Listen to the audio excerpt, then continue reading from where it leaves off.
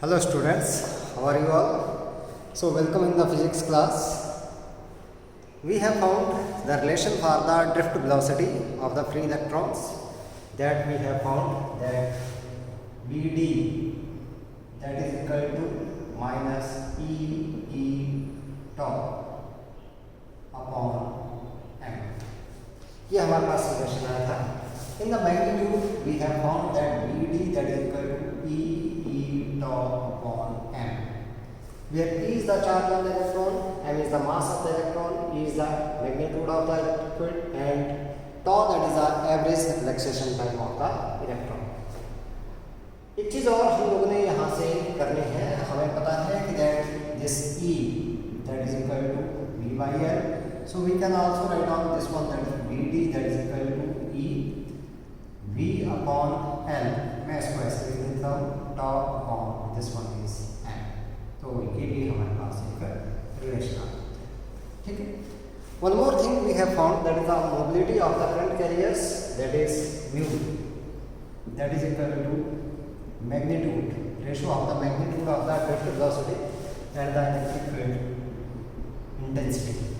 तो यहाँ से हम लोगों ने बात कर ली थी that Vd that is equal to mu into E के बराबर. यह हमारे पास रिलेशन है. आज हम लोग एक नया रिलेशन करने जा रहे हैं. दैट इज द बहुत ही इंपॉर्टेंट रिलेशन है, relation between the electric current and drift velocity. तो बात करते हैं हम लोग यहाँ पर. ये भी इतना ही इंपॉर्टेंट रिलेशन है जितना हम लोगों ने ड्रिफ्ट वेलोसिटी के लिए रिलेशन निकाला था. तो इसकी बात करते हैं हम लोग, रिलेशन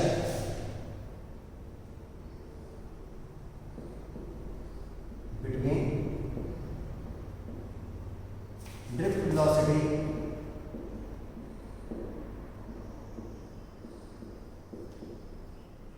एंड इलेक्ट्रिक करंट.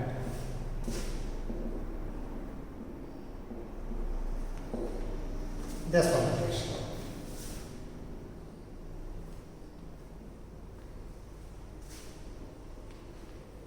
मान लो हम लोगों ने कोई कंडक्टर एक कंसीडर कर लिया इस तरीके से. ये कंडक्टर कंसीडर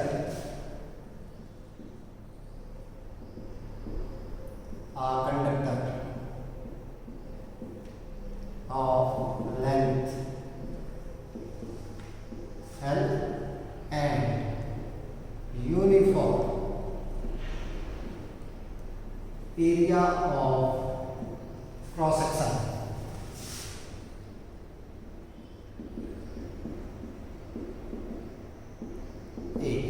यह है मान, इस तरीके से मान लिया हम लोगों ने. ये कंडक्टर मान लिया हम लोगों ने. यहाँ पर बात करें हम लोग,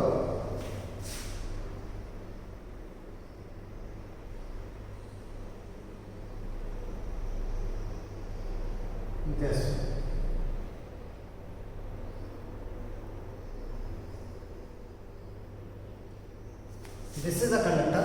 इसकी लेंथ मान ली हम लोगों ने L के बराबर, और इसका एरिया क्रॉस सेक्शन मान लिया A. ठीक है. तो हम लोग मान चले अगर यहाँ पर, तो volume of conductor that is equal to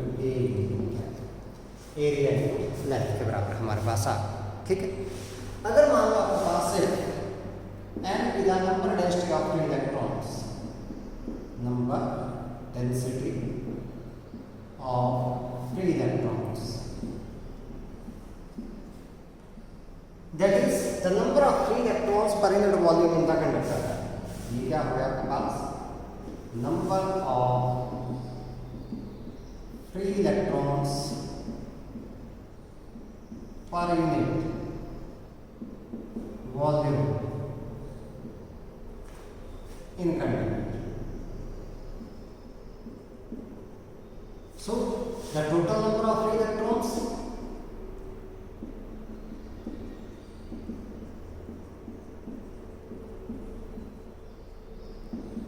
in conductor किसके बराबर आ जाएंगे भाई.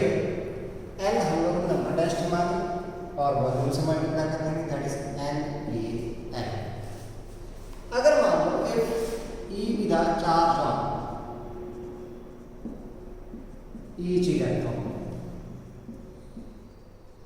So total free charge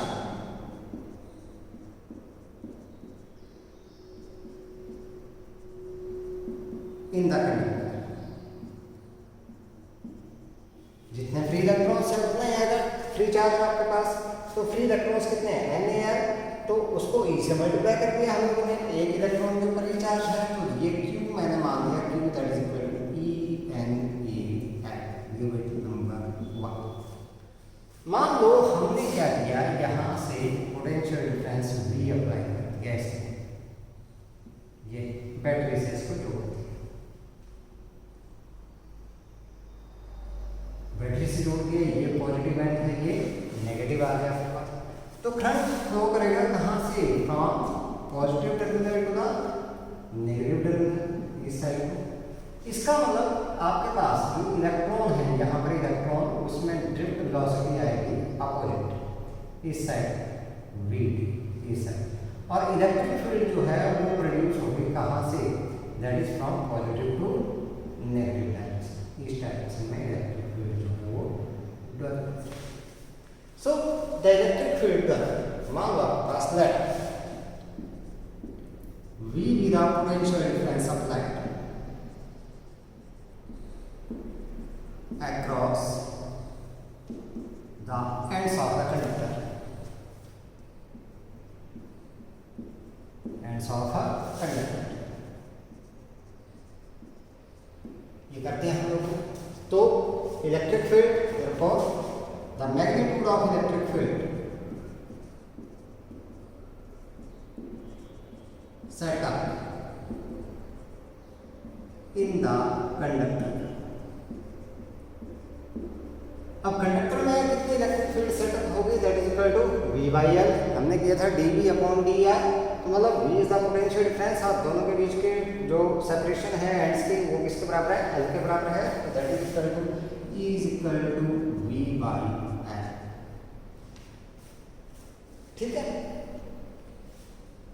so if VD is the drift velocity of the electron, क्या मान लिया हम लोगों ने, VD that is the drift velocity of the electron,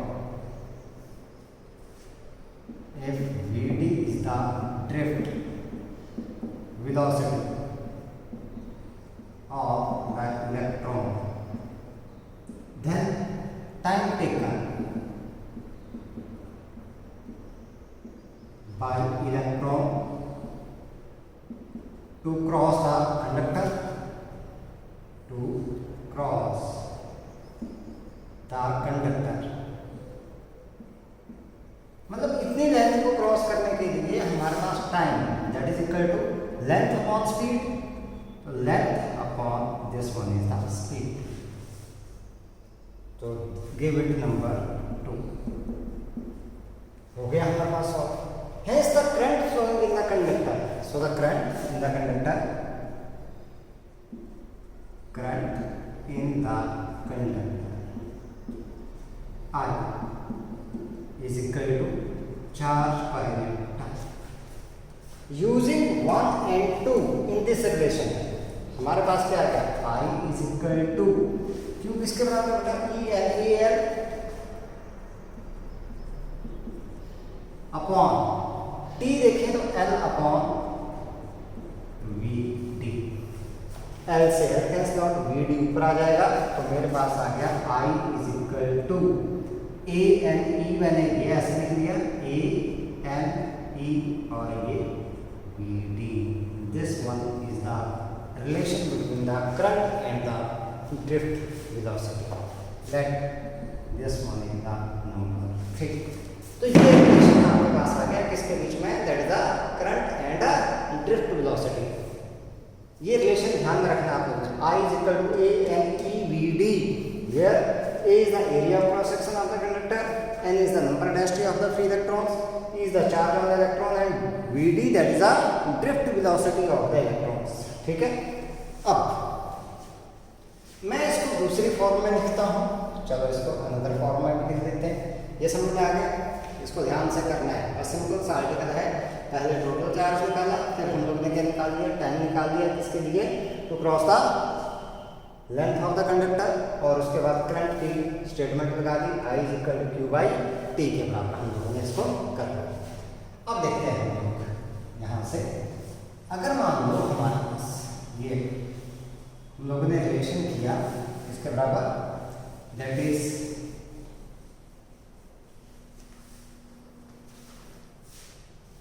I is equal to A N E B D, यही किया हम लोग। हमें पता है that from this one equation, ये नंबर 3 दिया था मैंने इसको, ये थर्ड नंबर दिया मैंने इसको, यहाँ से मैंने उठा ली इक्वेशन। हमें पता है B D that is equal to mu E, mobility की फॉर्म में करेंगे हम लोग इसको, in the form of mobility. So I किसके बराबर आ जाएगा, ए एन ई म्यू ई के बराबर। ये और रिलेशन आल्सो एक रिलेशन और कर लेते हैं, V D that is equal to E tau upon M. तो इसमें देखते हैं हम लोग, देखो फ्रॉम 3 एक और रिलेशन कर लेते हैं। अगर मान लो ड्रिफ्ट वेलोसिटी ना दे रखी हो आपके पास, फिर कैसे करना है हम लोगों ने, फिर देखते हैं from equation 3। So from equation 3,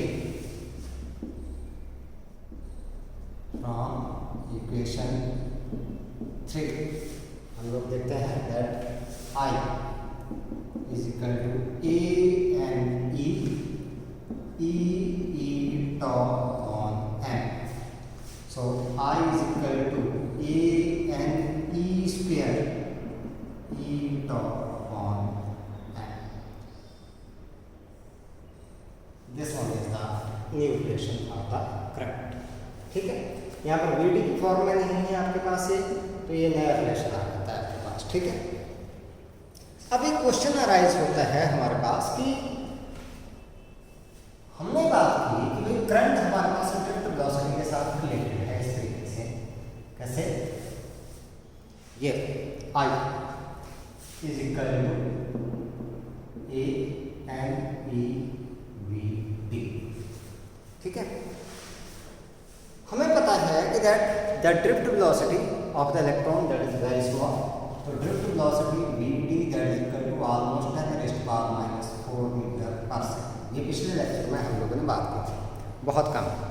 but when the switch is on, then the electric bulb that glow instantly, एकदम से क्या कर जाता है, ग्लो कर जाता है। व्हाई? भाई इलेक्ट्रॉन तो हमारे पास ही स्पीड के साथ चला हुआ है, जो कि बहुत ही कम है आपके पास, ऐसे चलता है, लेकिन फिर भी जैसे ही हम लोग स्विच ऑन करते हैं बल्ब एकदम से ग्लो कर जाता है। व्हाई? इसका रीजन बताना है। तो इसका रीजन क्या है, as the switch is on then in the circuit the electric field is set up with the speed of the electromagnetic waves. Electromagnetic waves की स्पीड के साथ पूरे के पूरे सर्किट में, कंडक्टर में क्या हो जाएगा आपके पास है, इलेक्ट्रिक फील्ड सेटअप हो जाएगी। Hence in every cross section of the electron, sorry, in the every cross section of the conductor, every cross section of the conductor there is a net drift velocity of the electrons which constitute current, which constitute a current. तो हर क्या होगा, हर cross section में क्या होगा आपके पास है, it constitute a current. Hence what happens that the bulb that glows instantly. ऐसा नहीं है कि भाई ये आपके पास कंडक्टर है तो आपके पास इलेक्ट्रॉन यहाँ से चला और यहाँ पर पहुँचेगा तो ही क्या करेगा आपके पास करंट जो है फ्लो करेगा। क्या होगा, जैसे स्विच ऑन किया, जैसे मान लो यहाँ से हम लोगों ने स्विच ऑन किया, ये हम लोगों ने ये यहाँ से स्विच ऑन कर दिया, तो क्या होगा कि एकदम से यहाँ पूरे में इलेक्ट्रिक फील्ड डेवलप हो गई, तो यहाँ पर भी इस क्रॉस सेक्शन में भी क्या होगा, इस तरीके से आपके पास इलेक्ट्रॉन्स जो है वो ड्रिफ्ट आ जाएगा ऐसे, इस क्रॉस सेक्शन में भी आ गया, इसमें भी आ गया, इसमें भी आ गया, इसमें भी आ गया आपके पास, इसमें भी आ गया, इसमें भी आ गया, मतलब हर क्रॉस सेक्शन में क्या आ गया, ड्रिफ्ट आ गया। It means her cross section में क्या हो गया, करंट फ्लो करना शुरू हो गया। हर क्रॉस सेक्शन में करंट, इट मीन्स पूरे क्रॉस सेक्शन में क्या हो गया, करंट फ्लो करना शुरू कर गया instantly with the speed of the electromagnetic waves. तो समझ गए आप लोग, स्पीड ऑफ इलेक्ट्रोमैग्नेटिक वेव्स पता ही आप लोगों को क्या होती है, दैट इज अ 3 × 10⁻⁸ मीटर पर सेकेंड। इसलिए जो बल्ब है दैट ग्लोज इंस्टेंटली। एकदम से ग्लो कर जाता है। ये बहुत ही इंपॉर्टेंट क्वेश्चन है, आपके एनसीईआरटी की एक्सरसाइज में भी आप लोगों को ये क्वेश्चन मिलेगा। बात करते हैं हम लोग जाने माने लॉ से, दैट इज ओहम्स लॉ।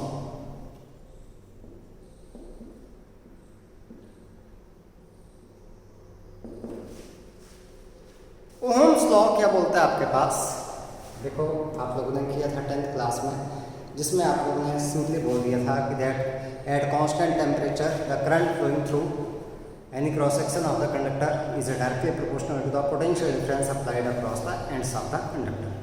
तो यहाँ पर भी हम लोग यही बोलेंगे that this law states that the current flowing through a conductor, the current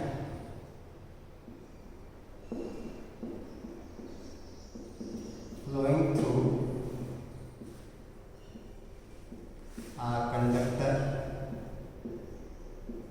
is directly proportional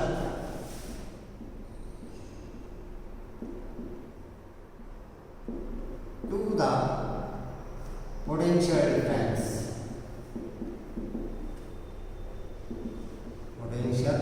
difference applied across the ends of conductor provided ये कंडीशन जरूर देंगे आप लोग, अदरवाइज ये कंप्लीट नहीं। टेम्परेचर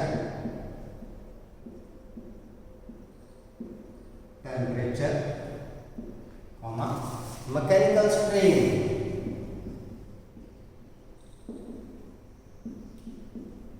स्ट्रेन बेटा हम लोगों ने 11th क्लास में पढ़ा था, तो स्ट्रेन ठीक है, खिंचाव होता है पास एटसेट्रा, मतलब चेंज इन डायमेंशंस नहीं होने चाहिए एटसेट्रा आर कांस्टेंट, ठीक है, ये क्या होना चाहिए, कांस्टेंट होना चाहिए।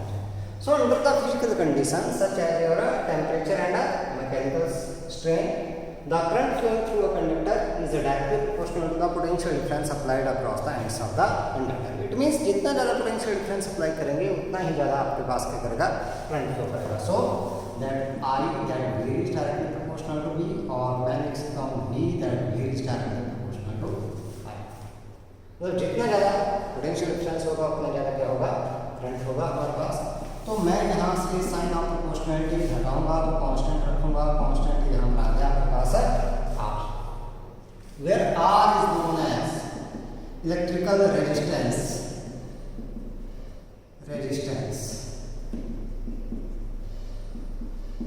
Of conductor. तो यहाँ से मैं ये वैल्यू निकालूं V upon I, that is equal to R, that is constant। ये वैल्यू क्या रहेगी आपके पास, कांस्टेंट रहेगी। ये V अपॉन I की रेशो आपकी रेजिस्टेंस के बराबर है, लेकिन अगर ये कांस्टेंट है it means that it obeys Ohm's law. Ohm's law के लिए V upon I that must be constant, ये क्या होना चाहिए आपके पास, कांस्टेंट होना चाहिए, और ये कांस्टेंट किसके बराबर है, that is equal to resistance R के बराबर आपके पास आ जाएगा, ठीक है। अब अगर मैं वेरिएशन करूं किसके साथ है, V और I की वेरिएशन करूं, then the variation between V and I that is a straight line starting from the origin with positive slope, with a positive slope. तो हमारे पास यहाँ पर चाहे V आप लोग किसी भी साइड को ले लो और I कौन सी भी एक्सिस की तरफ को ले लो आप लोग, तो यहाँ से मैं V इस साइड को ले रहा हूँ, I इस साइड को ले रहा हूँ, ग्राफ आपके पास इस ऑरिजिन से स्टार्ट होगा, तो ये इस तरीके से आपके पास रहेगा ये ग्राफ आपके पास। लेकिन कंडीशन क्या है कि ये जो रेशो है that should be constant. It means this R that neither depend on the potential difference nor depend on the current. किसी भी जो आपके पास कंडक्टर है उसका रेजिस्टेंस ना तो पोटेंशियल डिफरेंस के ऊपर डिपेंड करेगा, ना ही किसके ऊपर, करंट के ऊपर डिपेंड करेगा आपके पास, ठीक है। तो अब देखते हैं हम लोग, कई बार क्या होता है क्वेश्चन यहाँ से पूछा जाता है आप लोगों के पास, इधर यहां से लिखते हैं हम लोग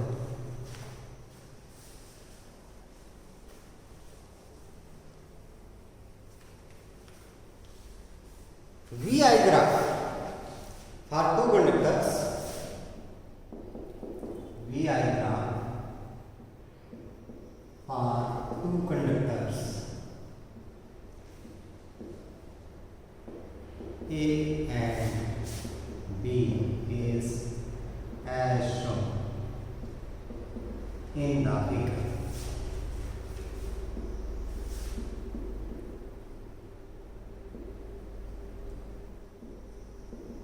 Which conductor have high resistance?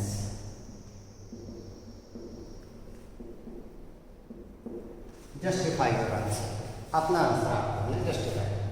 मैं दो ग्राफ लेकर चल रहा हूँ यहाँ पर, दोनों के हम लोग सोल्यूशन देंगे। पहला आपके पास ऐसे एक मैं यहाँ पर लेकर के चलूँगा और एक मैं यहाँ जैसे लेकर के चलूँगा।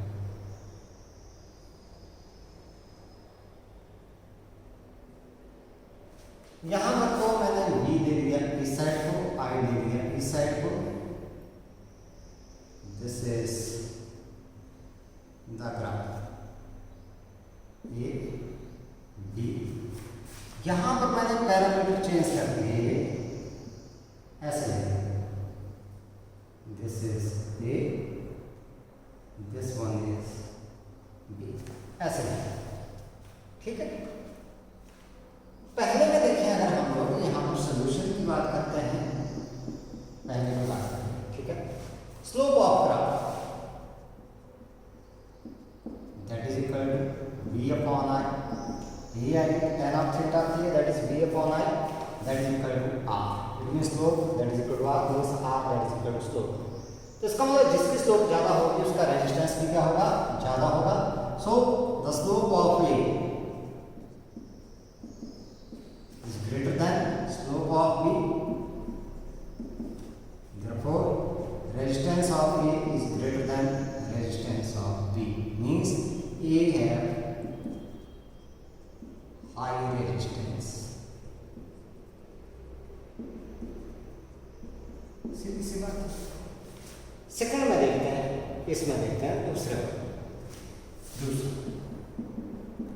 यहां से निकालते हैं slope. Okay, tan of theta निकालेंगे तो आएगा I अपॉन V। अब V अपॉन I R के बराबर होता है तो I अपॉन V किसके बराबर हो गया, 1/R के बराबर। इट मींस R किसके बराबर आ गया, that is 1 upon slope of the graph. इसका मतलब जिसकी स्लोप ज्यादा उसका रेजिस्टेंस कम। तो यहां से देखें slope of A is greater than slope of B, तो इसका मतलब resistance of A is less than that of B, क्योंकि इसकी स्लोप क्या है, ज्यादा है, तो रेजिस्टेंस क्या होगा, कम होगा। सो R of A is less than R of B।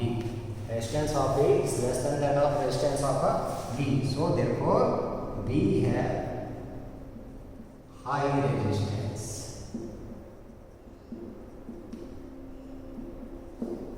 ये इस तरीके से, ठीक है। तो इस तरीके से भी आपके पास क्वेश्चंस पूछ जाते हैं। आगे टेम्परेचर के साथ वेरिएशन करेंगे, वहाँ पर भी ये कंसेप्ट हम लोग देख चलेंगे, लेकिन वहाँ पर मैं सीधा इस पॉइंट को स्किप करूँगा यहाँ से, ठीक है। तो ये आप लोगों के पास इनिशियल पॉइंट है, उसके लिए बाद में हम लोग उसमें अलग से करेंगे। हम लोग बात करते हैं यहाँ पर deduction of Ohm's law. Deduction of Ohm's law देखते हैं किस तरीके से करना है। हम लोग यूज ओहम्स लॉ और रेजिस्टेंस के लिए रिलेशन निकाल के चलेंगे आप, ठीक है। हमने बोला कि रेजिस्टेंस जो है वो कंडक्टर का ना तो वही V के ऊपर डिपेंड करता है और ना ही इसके ऊपर I के ऊपर डिपेंड करता है। तो वो डिपेंड किसके ऊपर करेगा, ये हम लोग यहाँ से निकालेंगे, ठीक है। सो डिडक्शन ऑफ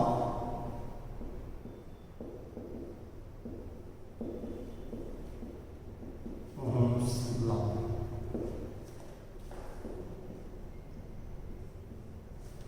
हमें पता है, यहाँ से देखते हैं हम लोग, वी नो दैट VD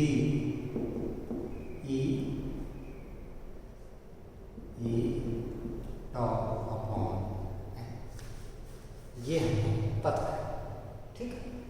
अब E आपके पास किसके बराबर है? E that is equal to V by L के बराबर, एज यूजिंग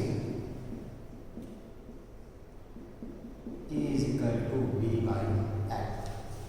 तो हमारे पास आ गया VD that is equal to E V tau upon M L number 1, ठीक है। अब हमें पता है we know that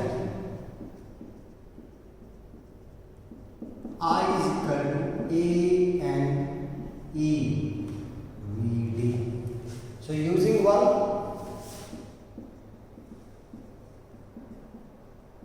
I is equal to A and E VD की जगह मैंने रख दिया E V tau upon M into L, just. तो मेरे पास आ गया I is equal to A and E square top upon M into L, और यहाँ से मैं क्या करूँगी V बाई L मैंने ऐसे V मैंने बाहर,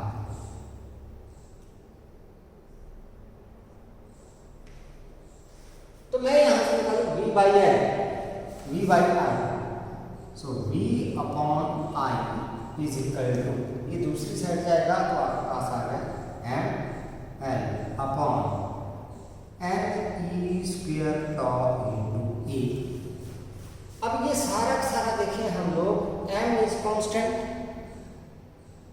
N आपके पास number density for the given conductor constant is the charge on the electron that is constant at constant temperature, the star that is also constant, length आपके पास conductor के area of cross section है, ये given conductor के लिए constant है, तो सारी physical conditions constant हैं, तो ये सारी चीजें किसके बराबर आ गई? कांस्टेंट के बराबर। तो इसको मैं लिख सकता हूँ R के बराबर, ठीक है।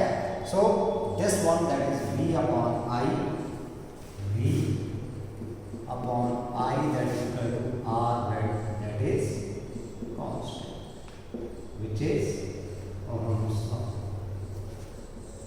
which is Ohm's law। तो यहाँ से अगर मैं देख लूँ R किसके बराबर आ गया, तो ये सारी चीज आपके पास आ गई, factor R that is equal to M upon, मैं इसको ऐसे लिख रहा हूँ N E square tau L upon A।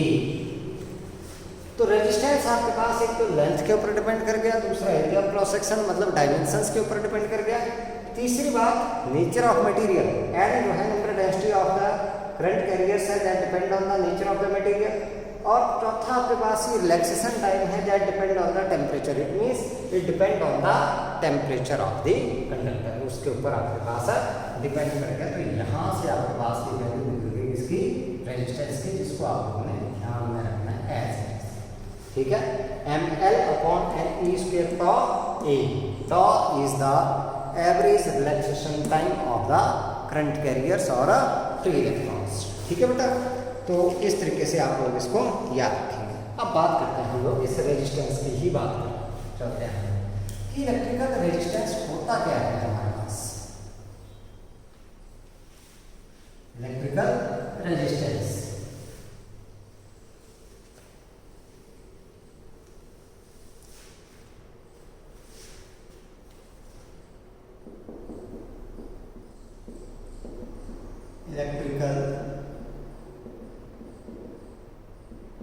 Resistance, जिसको हम लोगों ने R से डिनोट किया। Electrical resistance it is the obstruction offered by the conductor to the flow of current through it, मतलब ये क्या है, it is the obstruction offered by conductor to the flow of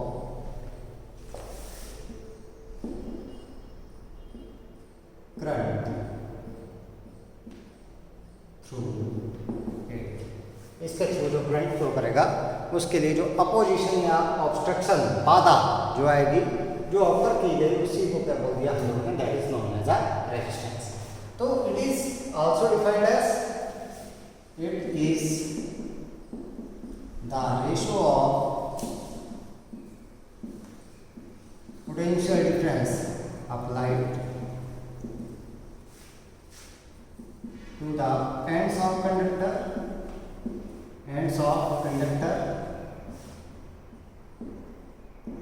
to the current flowing through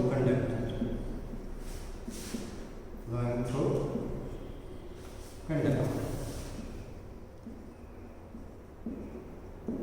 तो means R that is equal to V upon I, ये हमारे पास है। ठीक है, स्केलर क्वांटिटी है आपके पास। यहां से अगर बात करें इसके SI unit of resistance, electrical resistance is ohm, यही है, डिनोटेड बाय ओमेगा, इससे ठीक है, डिनोटेड बाय ओमेगा, इससे। सो 1 ओम रेजिस्टेंस हम लोगों ने डिफाइन करना है। So when this V is 1 volt, I is 1 ampere, then R is 1 ohm। तो 1 ohm इसके बराबर आ गया, 1 ohm resistance that is equal to 1 volt upon 1 ampere, means that 1 volt upon 1 ampere। So, the electrical resistance of a conductor is 1 ohm when 1 volt potential difference applied across the ends of the conductor and 1 ampere current flows through it। जब 1 volt potential difference इसके ends के cross apply करें और 1 ampere इसके through current flow करे तो इसका resistance कितना है आपके पास, दैट इज इक्वल टू 1 ओम के बराबर आपके पास आया। ठीक है, अगर हम लोग इसके डायमेंशंस निकाल के चलें तो डायमेंशंस निकाल लेते हैं हम लोग। Dimensions of this one, dimensions देखो, आर V अपॉन I के बराबर किया हमने, V अपॉन I, V किसके बराबर आता है, work done per unit charge upon I। तो मैं इसको लिख सकता हूँ work done upon cube into I। Work done के डायमेंशंस हैं M1 L2 T - 2, चार्ज के हैं A T और करंट के हैं A। तो आपके पास इस रेजिस्टेंस के जो डायमेंशंस आ गए वो आ गए M1 L2 T - 3, एक T ये चला गया ऊपर और E - 2, this one is the dimensions. अब बात करते हैं इसके कारण की, that what is the cause of resistance. कारण क्या है भाई, इलेक्ट्रिकल रेजिस्टेंस का कोई ना कोई कारण तो होगा, इसकी वजह से ये क्या करता है, it opposes the flow of the current through it. So उसकी बात हम वजह पता करेंगे हम लोग, that what is the cause of resistance, cause of electrical resistance.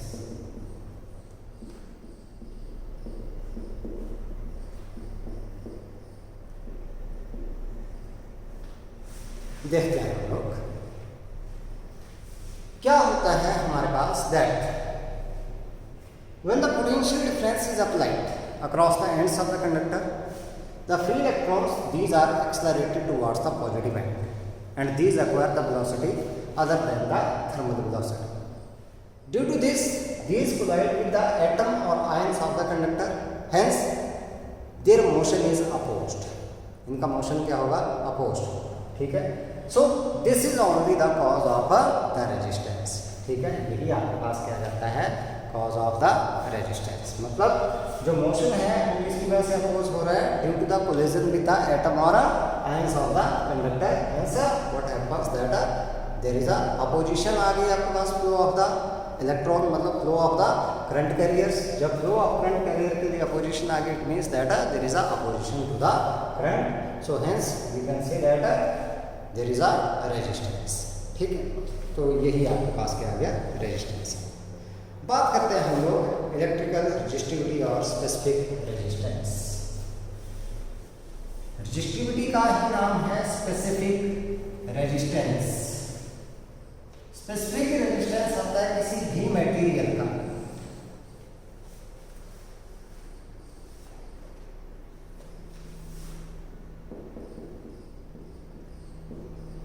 Electrical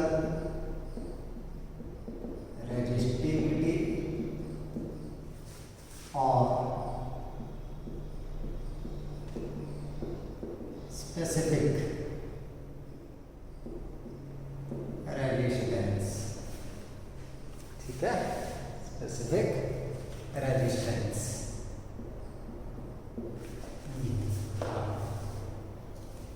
तो इसको देखते हैं, रजिस्टिविटी या स्पेसिफिक रेजिस्टेंस बोला गया तो एक ही काम करना है।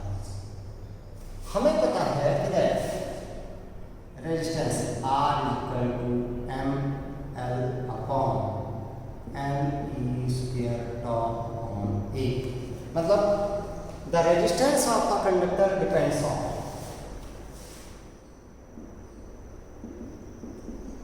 Resistance of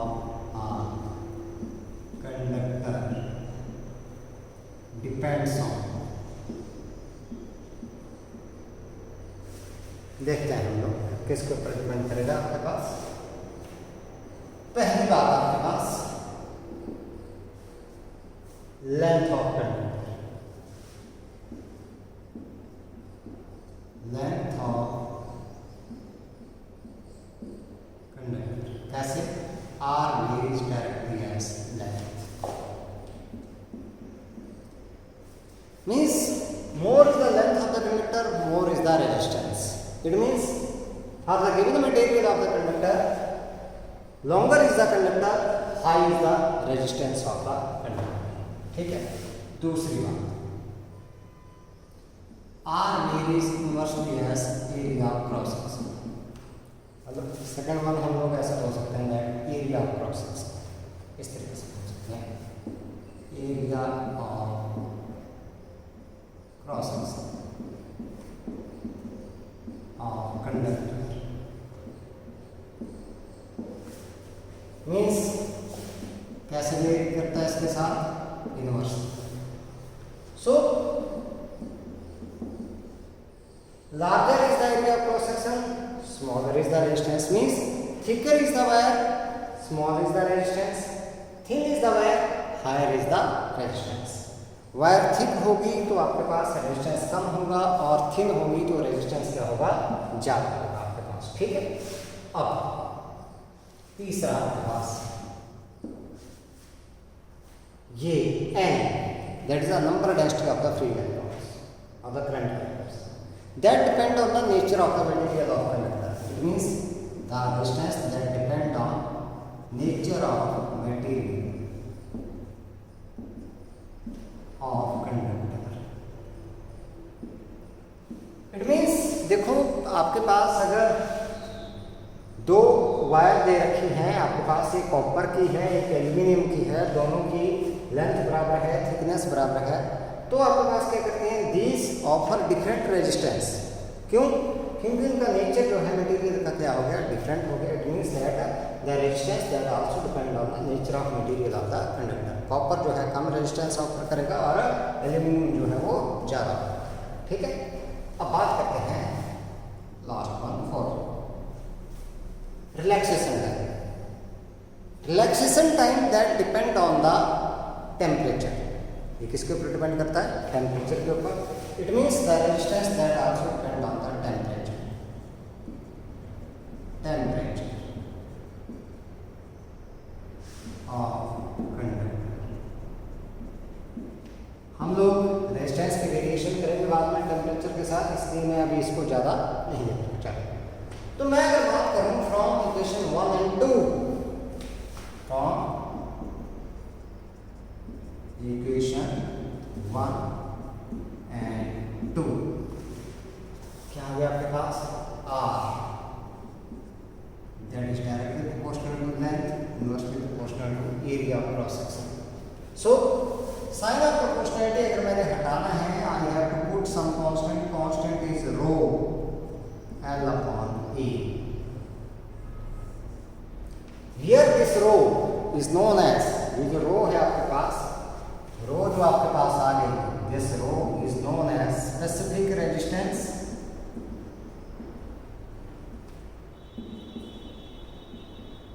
or resistivity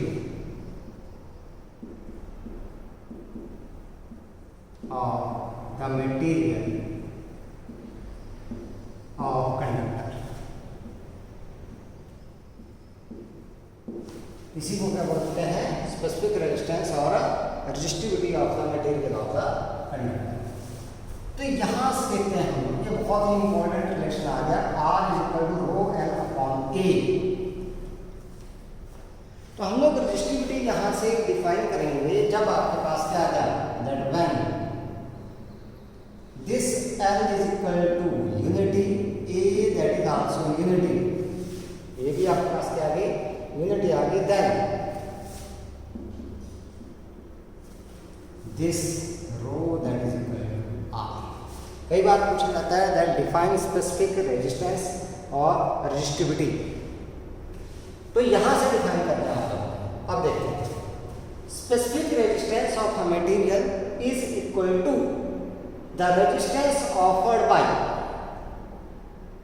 the unit length and unit area of cross section of the material of the conductor. ये क्या आ गया आपके पास है, that is specific resistance or resistivity of a material is equal to the resistance offered by the unit length and unit area of cross section of the material of the conductor. तो उसको क्या बोलते हैं हम लोग, that is known as a specific resistance और resistivity. अब यहाँ से देखें अगर हम लोग specific resistance और resistivity इस रिलेशन में से देखें, तो ये हमारे पास आ गया है. तो हमने किया था that रो, पहले R निकाला था, देखो R निकाला था, R is equal to rho L upon E, यहाँ से रो निकालते हैं चलो तो R A अपॉन L. पहली बात, ये जो स्पेसिफिक रेजिस्टेंस है, it is independent from the dimensions of the conductor. Resistance तो डिपेंड करेगा डायमेंशंस के ऊपर, लेकिन ये जो स्पेसिफिक है आपके पास, ये इससे इंडिपेंडेंट है. किसके ऊपर डिपेंड करेगा आपके पास, वो हम लोग बाद में बात करेंगे, ठीक है. अब अगर मैं इसकी यूनिट निकाल के चलूँ तो SI unit, SI unit of resistivity, देखो रो रेजिस्टेंस के हैं ओम, एरिया के हैं मीटर स्क्वायर और लेंथ के हैं मीटर. तो मीटर से मीटर कैंसिल आउट, आगे ये ओम मीटर, और इनको हम लोग लिख सकते हैं ऐसे ओम मीटर. ये इसके लिए, ठीक है. डायमेंशंस लिखते हैं, तो डायमेंशंस यहां से लिख लो आप लोग, किसके बराबर, रो के डायमेंशंस अगर लिखना हो रेजिस्टेंस के, अब ये भी निकाल लिए हम लोगों ने, क्या किसके बराबर है, M1 L2 T minus 3 A minus 2, ये हम लोगों ने रेजिस्टेंस के निकाल दिए, और एरिया के L2 और लेंथ के L1. एक लेंथ कैंसिल आउट होगी, तो रो के आपके पास डायमेंशंस आ गए, यहाँ से एक L बचा तो यहाँ मल्टीप्लाई हो जाएगा. सो M1 L3 T minus 3 A minus 2. These are the dimensions of resistivity of the specific resistance, ठीक है. अब मैंने बोला कि भाई जो स्पेसिफिक रेजिस्टिविटी है, या जो आप लोगों के पास क्या है, ये specific resistance or resistivity that is independent from the dimensions of the material, तो ये डिपेंड करता है on the nature of the material and temperature. देखते हैं किस तरीके से. तो हम लोग पहले इसके लिए निकालेंगे relation for this rho, relation for specific resistance.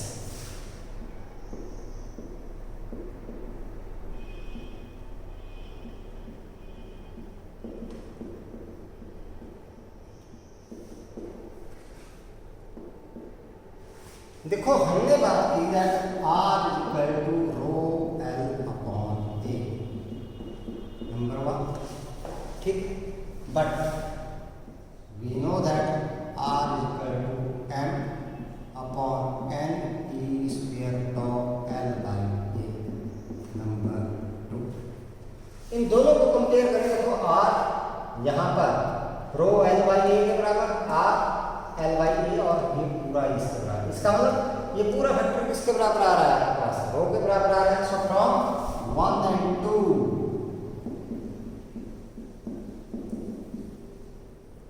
Row is equal to M upon N E square tau, ये आपके पास रेजिस्टिविटी। इसीलिए मैं रेजिस्टेंस को ऐसे लिख रहा था। देखो बेटा, सिंपल सा तरीका है इनको याद रखने का। क्या करो आप लोग, रेजिस्टेंस ध्यान में रखो। देखो इस तरीके से resistance M upon L E square tau L by A, ऐसे ध्यान में रखो। ये हो गया आपके पास रेजिस्टेंस। जब रेजिस्टिविटी दिखनी है तो ध्यान रखो कि इसको हटाना है, इसको साइड में करना है। तो क्या हो जाएगा, M upon N E square tau आपके पास, ठीक है। ऐसे याद रखना, बस आपके पास ये हो जाएगा। तो अब देखते हैं फैक्टर्स अफेक्टिंग द रेजिस्टिविटी। जो फैक्टर्स आपके पास इसको रेजिस्टिविटी को अफेक्ट करते हैं उनकी बात करते हैं हम लोग। कौन कौन से फैक्टर्स जो हैं वो रेजिस्टिविटी को अफेक्ट करते हैं उसकी बात करते हैं। Factors affecting the resistivity. Variation बाद में लेकर के चलेंगे इसकी हम लोग टेम्परेचर के साथ, वो बहुत ही डिटेल में करेंगे हम लोग, लेकिन अभी सिर्फ इतनी सी बात करेंगे हम लोग फैक्टर्स की इसकी। देखो हमने बात की that resistivity that is M upon N E square tau. भाई हाफ द इलेक्ट्रॉन्स के लिए आपके पास मास आपके पास कांस्टेंट है, charge on electron that is constant, so rho that varies inversely as N tau. यही आपके पास पहली बात आपके पास rho that varies inversely as N, where N is the number density of the current carriers. So N depends on number density of free charge carriers या current carriers, free electrons की बात कर लेते हैं। Depends on nature of material,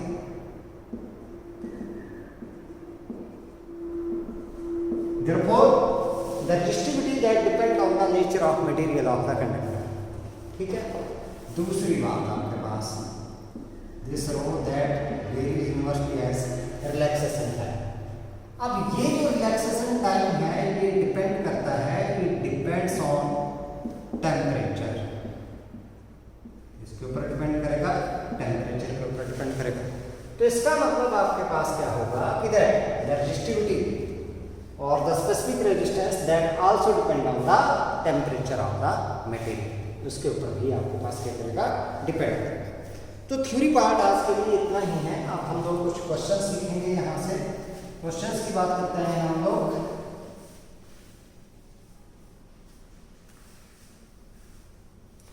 देखो questions आप लोगों ने कैसे करने हैं, जैसे इस तरीके से आपके पास बोला गया है कि that A wire of resistance 5 ohm is drawn out so that एक वायर दे दी है आपके पास, ये क्वेश्चन नंबर 1 लेकर जा रहा हूँ, जिसका रेजिस्टेंस कितना दे रखा है 5, ठीक है। Is drawn so that its length is increased by twice its original length. Length is increased by मतलब न्यू लेंथ क्या आ गई आपके पास, ट्वाइस इंक्रीज बाय ट्वाइस, मतलब कितनी हो गई 3 है। जितने फैक्टर से लेंथ इंक्रीज करेगी उतने फैक्टर से एरिया डिक्रीज करना है। ये जितने फैक्टर से एरिया इंक्रीज होगा उतने फैक्टर से लेंथ डिक्रीज करनी है। मतलब एरिया और लेंथ की वेरिएशन आप लोगों ने बराबर फैक्टर से इंक्रीज और डिक्रीज करनी है। एक इंक्रीज होगा दूसरा डिक्रीज करना उतने फैक्टर से। तो एरिया आपके पास क्या रहेगा ए डैश, ठीक है। सिर्फ ऐसा बोला गया कि that its length is increased by twice, ऐसे ही ड्रॉ कर दिया। तो एरिया क्या हो जाएगा आपके पास बाय डिक्रीज हो जाएगा, सीधी सी बात है।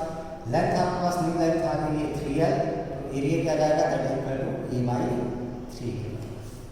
न्यू रेजिस्टेंस पूछा गया है, न्यू रेजिस्टेंस निकालना R dash that is equal to rho, क्योंकि resistivity that depend on the nature of the material. अब मटेरियल थोड़ी चेंज किया गया, मटेरियल वही है तो वो वैसे का वैसा ही रहेगा आपके पास।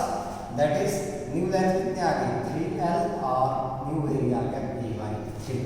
सो R dash that is equal to 3 3 जा कितना हो गया बेटा 9 rho L upon A. Rho L upon A किसके बराबर है आर के बराबर। So R dash that is equal to 9 R. So means R dash that is equal to 9 into 5 Om means आपके पास new resistance that is equal to 45 ohm के आपके पास, ये आपके पास नया रेजिस्टेंस, ठीक है। ऐसे में चलो एक एरिया का क्वेश्चन ले लेता हूँ। हम लोग एरिया का क्वेश्चन ले लेते हैं एक क्वेश्चन नंबर 2 की बात करते हैं हम लोग इस तरीके से। एक ये क्वेश्चन लेकर चलते हैं। A wire of resistance 3 ohm is recast so that its length becomes half the original length। recast कर दिया है, R है आपके पास 3 ohm, इसको फिर से बनाया गया ताकि इसकी लेंथ क्या हो गई हाफ हो गई।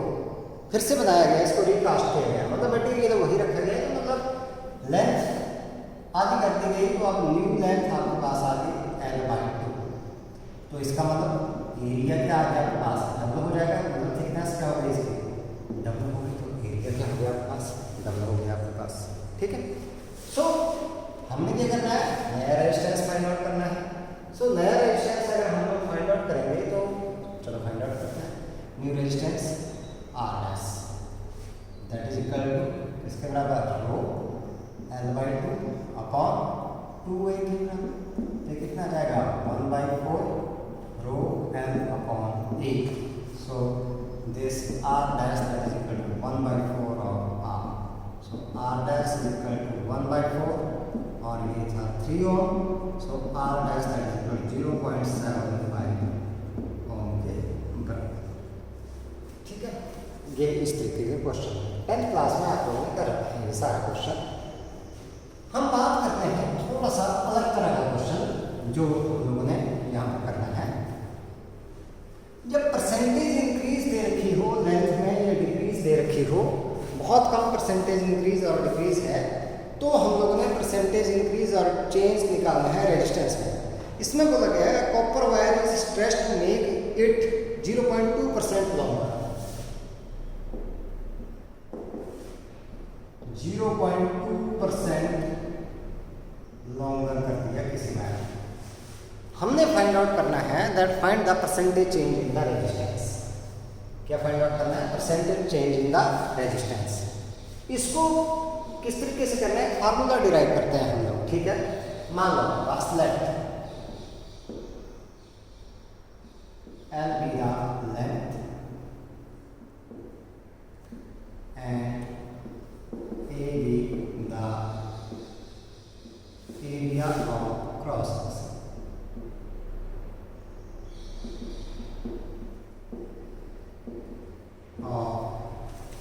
वायर, तो इसका वॉल्यूम आ गया आपके पास, वॉल्यूम ऑफ वायर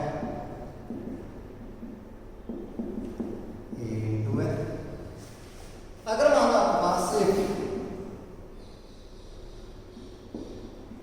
D की द डेंसिटी, क्योंकि रो मैं कुछ और मानूंगा, density of the material of wire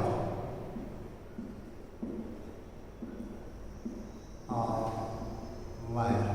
So the mass of wire,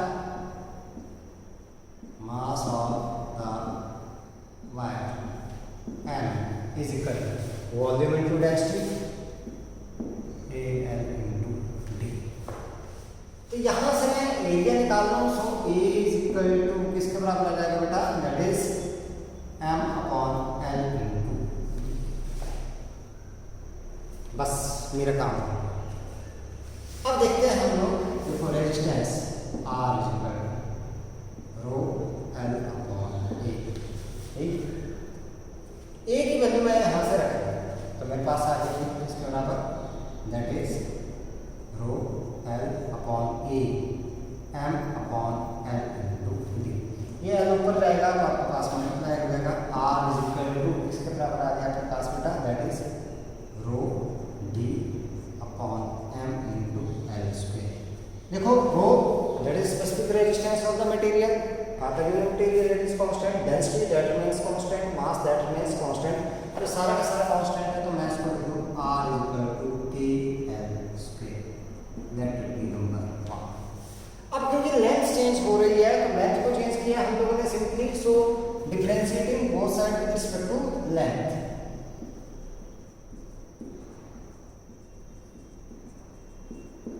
differentiating with respect to length, तो क्या है D R upon D L is equal, इसको करेंगे तो आ जाएगा आपके पास 2 के एल, भाई इसकी लेंथ के साथ करेंगे तो एल स्क्वायर कितना आ जाएगा, 2 आपके पास आ जाएगा। तो यहाँ से मैं अगर बात करूँ D R that is equal to 2 K L into D L number 2 divided 2 by 1, 2 को हम लोग क्या करेंगे 1 से डिवाइड कर देंगे, ठीक है, कर दें। So dividing 2 by 1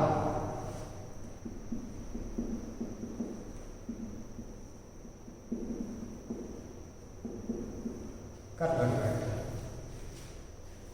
D R over R is equal to 2 K L D L upon K L square, K से के कैंसल आउट, इस एल से ये कैंसल आउट, तो हमारे पास आ गया D R over R is equal to 2 D L over L. This is a fractional change in the length, this is a fractional change in the resistance.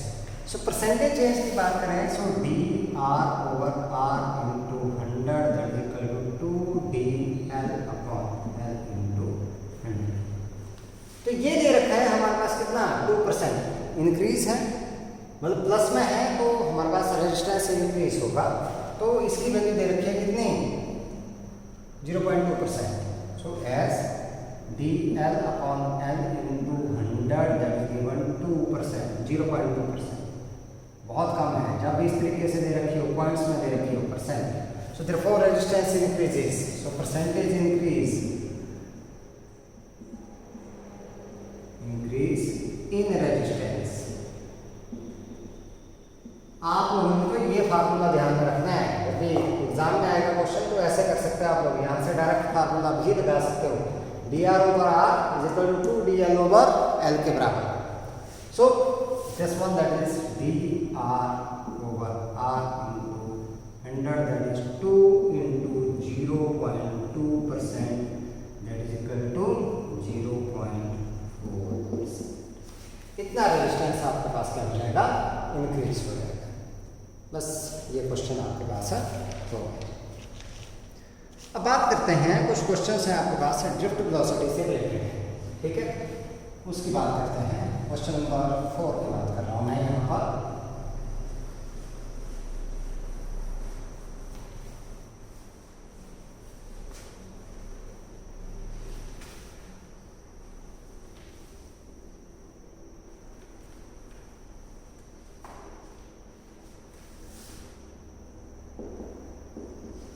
Question number 4.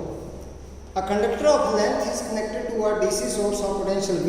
If the length of the conductor is tripled by gradually stretching it, keeping the voltage constant, how will the drift velocity of electron and the resistance of the conductor be affected? Justify your answer.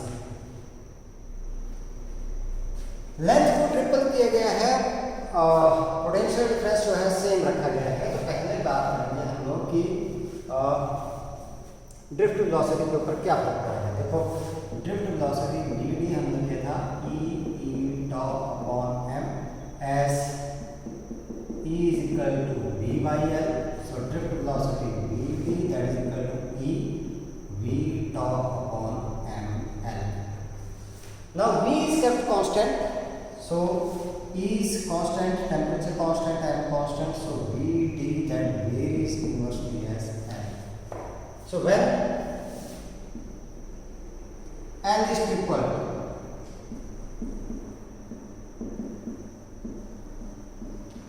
इसको 3 गुणा कर दिया जाएगा तो drift velocity क्या हो जाएगी, 1/3 हो जाएगी आपके पास। सीधी सी बात है भाई, यहां से देख लो आप L 3 गुणा कर दिया जाएगा तो VD क्या जाएगी, दैट इज 1/3 आ जाएगी। देन ड्रिफ्ट वेलोसिटी become 1/3 मतलब 1/3 ये, ठीक है। दूसरा रेजिस्टेंस की बात करते हैं। देखो आर आता है rho L by A, length क्या करती गई, न्यू लेंथ 3 गुणा, तो एरिया क्या आ जाएगा, ए बाई 3 हो जाएगा आपके पास, यही हो जाएगा। तो new resistance R dash that is rho, क्योंकि आपके पास रेजिस्टिविटी तो वही रहेगी 3L अपॉन ए बाई 3, ये क्या आ गया 9 rho L upon A, means R dash that is equal to 9 और ये किसके बराबर है, R, means the resistance that will become 9 times, हो जाएगा 9 टाइम्स। चलो एक क्वेश्चन और करते हैं हम लोग, question number 5।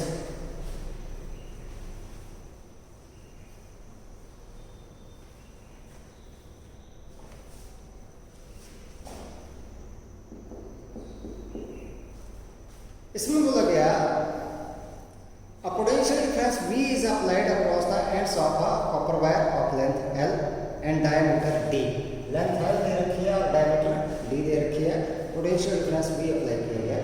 What is the effect on the drift velocity of the electron if V is half, पहला बोला गया है V इज हाफ। दूसरा आपके पास L is half, L is double, L is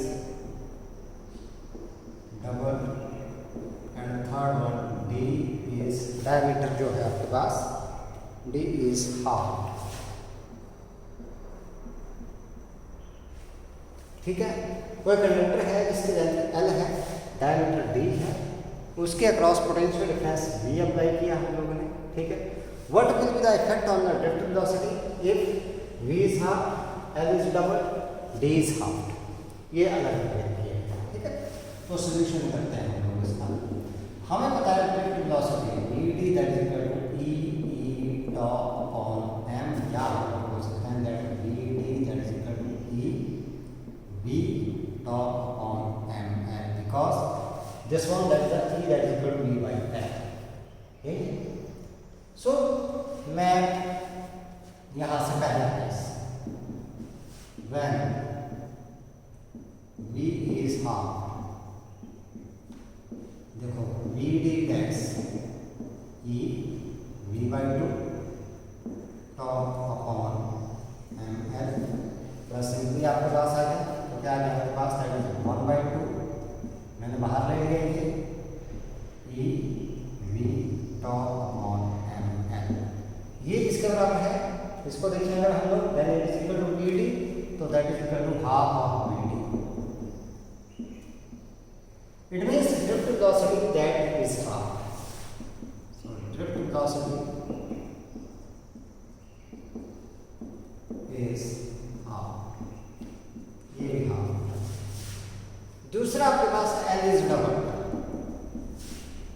when L is double मतलब length क्या कर दी गई, डबल कर दी गई हमारे पास। तो देखते हैं हमारे पास new velocity VD dash that is equal to E V tau और M into 2L, डबल कर दिया इसको, लेंथ को कर दिया डबल कर दिया, ये फिर से वही आ गया 1/2 बाहर E V tau upon M into L that is half of V, मतलब आपके पास this V D dash that will comes half of the drift velocity initially. So drift velocity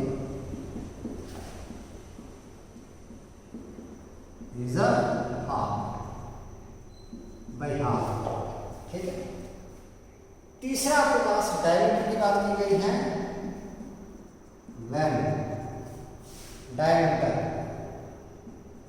d is half, अब VD जो है that is independent from the diameter, कहीं नहीं दिखाई दे रहा है हम लोगों को डायमीटर। सो एज करंट होता तो हम लोग डायमीटर का कंसेप्ट करते, क्योंकि I is equal to A N E V D वहां से कर लेते हैं एरिया, लेकिन यहाँ करंट का कंसेप्ट नहीं है, सिर्फ किसका पोटेंशियल डिफरेंस का है, तो उसमें एरिया से क्या है इंडिपेंडेंट है आपके पास। सो VD is independent from diameter, so the drift velocity will remain same. Drift velocity will remain same. आपके पास क्या रहेगी ये सेम।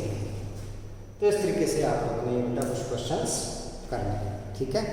तो ये आप लोगों ने रीजनिंग है, ये इस तरीके से क्वेश्चंस जो है वो आ जाते हैं। कुछ न्यूमेरिकल्स आपके पास आएंगे, बाद में करेंगे हम लोग, ठीक है। तो आज के लिए बच्चों इतना ही है, हम लोगों ने इतना ही करना है। आज का लेक्चर आप लोगों ने रिवाइज करना है, अच्छे तरीके से रिवाइज करना है। असाइनमेंट आप लोगों के लिए यही होती है कि आप लोगों के पास जो लेक्चर आप लोगों को करवाया गया है वो आप लोगों ने करना है। बुक आप लोगों के पास है, रेफरेंस बुक, वहाँ से क्वेश्चन आप लोगों ने रिलेटेड टू द टॉपिक जो है सॉल्व किया करना है खुद से, ठीक है।